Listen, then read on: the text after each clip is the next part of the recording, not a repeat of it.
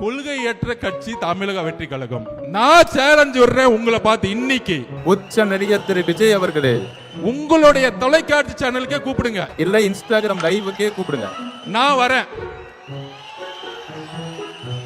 முதலமைச்சர் நான் தான் சொல்றீங்களே, விவாதம் நடத்த உங்களுக்கு தகுதி இருக்கா விஜய்? சமூக நீதினா என்ன? சாதிவாரி கணப்பெடுப்புனா என்ன? சாதிவாரி கணப்பெடுப்புனா என்ன? இருமொழி கொள்கைனா என்ன? ஒவ்வொரு கொள்கையும் நாங்க வந்து பேசுறோம். நான் தனிப்பட்ட முறையில வரேன். ஒரு விவாதம் நடத்துறதுக்கு தகுதி இருக்கா விஜய்? தகுதி இருந்தால் நான் இந்த சேலஞ்சுக்கு ரெடி. இது தமிழக வெற்றி கழகம் சார்பாக உச்ச நடிகரும் நானும் பேசி கொடுக்க ரெடி.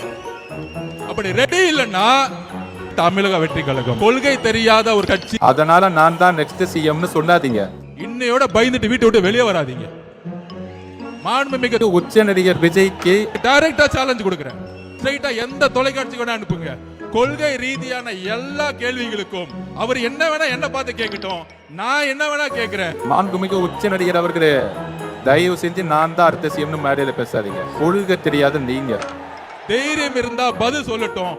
ஒருவேளை நான் தோத்துட்டு அரசியல் விட்டே போயிடுறேன்.